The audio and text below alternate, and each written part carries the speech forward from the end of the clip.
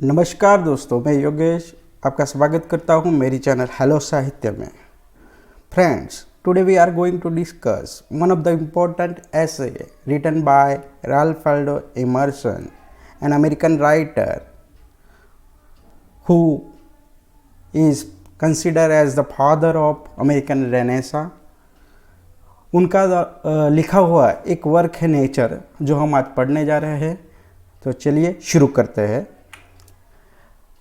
Ralph Waldo immersion को आप देख सकते हैं यहाँ पे, और उनका एक फेमस कोटेशन है, the only person you are destined to become is the person you decide to be. अब उनको सेज ऑफ कॉन्कर्ड भी कहा जाता है। उनका जन्म 1803 में हुआ था और बॉस्टन शहर में, अमेरिका के बॉस्टन शहर में हुआ था। He is consider as the father of American renaissance. उन्होंने अपने कार्यों से हरमन मेलविल, विटमैन, हॉथॉर्न और एमिली डिकिंसन जैसे लेखकों को प्रभावित किया था।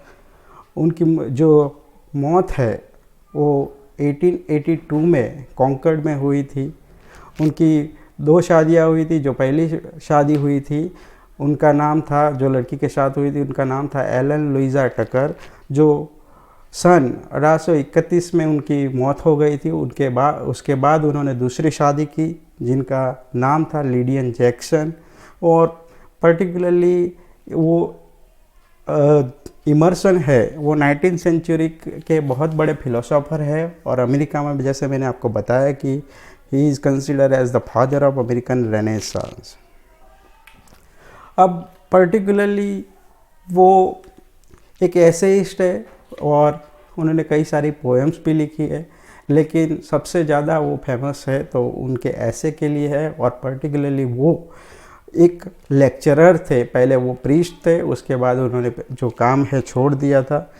तो उनके जो लेक्चर जो दिए गए थे अलग अलग जगह पे, वो ऐसे के फॉर्म में पब्लिश हुए थे। History, self reliance, the oversold, friendship, character, politics, arts, the American scholar, nature, ये उनके पॉपुलर ऐसे हैं। पोएम्स की बात करें तो Concord hymn, each and all days, Brahma, the problem, ये सब बहुत ही फेमस पोएम्स है। और इसमें से भी ज़्यादा सबसे कोई पॉपुलर पोएम है तो इंडियन कॉन्टेक्स्ट में एक ब्रह्मा है, क्योंकि वो 1857 में प्रकाशित हुई थी।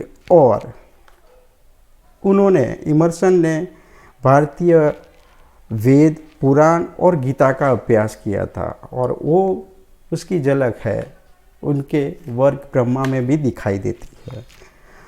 अब उनके जो ऐसे है, पर्टिकुलरली एक लेक्चर है जो अमेरिकन स्कॉलर है, वो बहुत ही पॉपुलर था।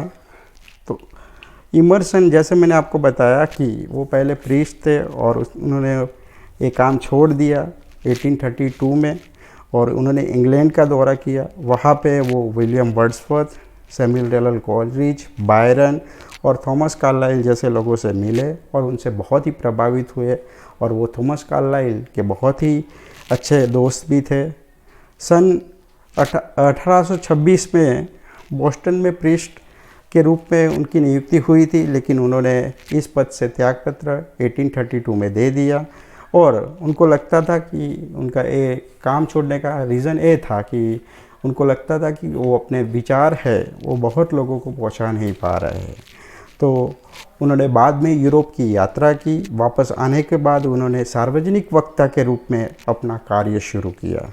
अपनी पहली पुस्तक नेचर, जो 1836 में प्रकाशित हुई थी, उसमें उन्होंने अमेरिका भौतिकवाद की बहुत ही कड़ी निंदा की है। 1837 में हार्वर्ड विश्वविद्यालय की फाई बीटा कापा सोसाइटी के समक्ष अमेरिकन स्कॉलर नामक व्याख्यान दिया उन्होंने, जिसे declaration of independence in American letters भी कहा जाता है।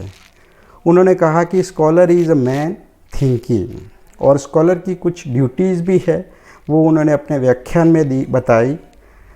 और मैंने आपको बताया कि ब्रह्मा, जो इंडियन कॉन्टेक्स्ट में ब्रह्मा है, उनकी एक पोएम है, वो बहुत ही प्रचलित है, जहाँ पे वो सोल, आत्मा की बात करते हैं।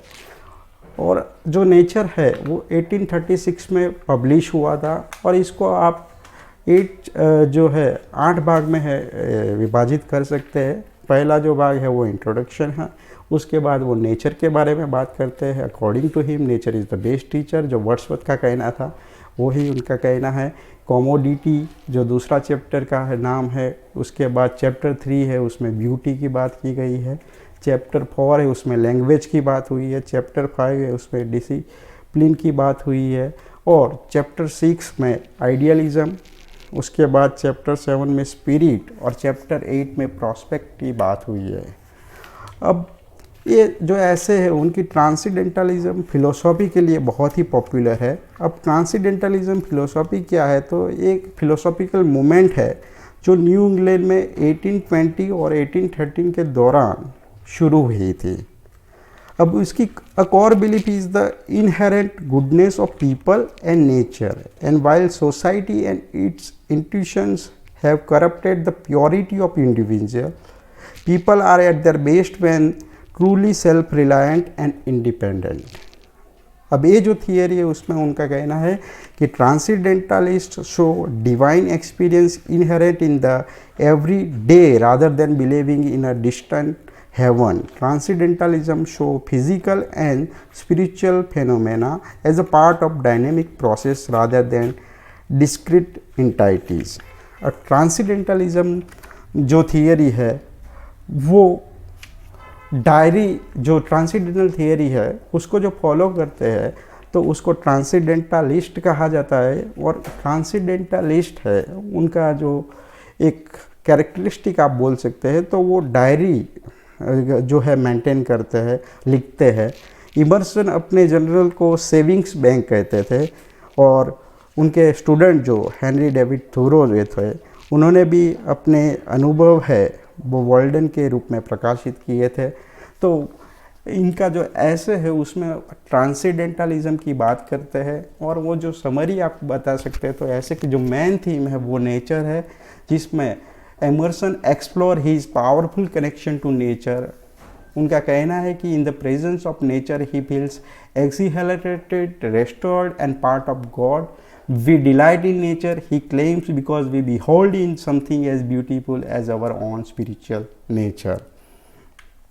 अब इमर्सन है उनका मानना है कि आप नेचर की स्टडी करते हो तो उसका मतलब है कि आप अपने आप की स्टडी करते हो, मीन्स अपने सोल की जो है स्टडी करते हो। उनके लिए अगर आप सोल की स्टडी करते हो तो उसका मतलब ये है कि आप नेचर की स्टडी कर रहे हो, और अगर आप नेचर की स्टडी कर रहे हो तो आप अपने सोल की भी स्टडी कर रहे हो। तो उन्होंने पर्टिकुलरली जो है नेचर और सोल के बीच में कोई डिफरेंट देखा नहीं है।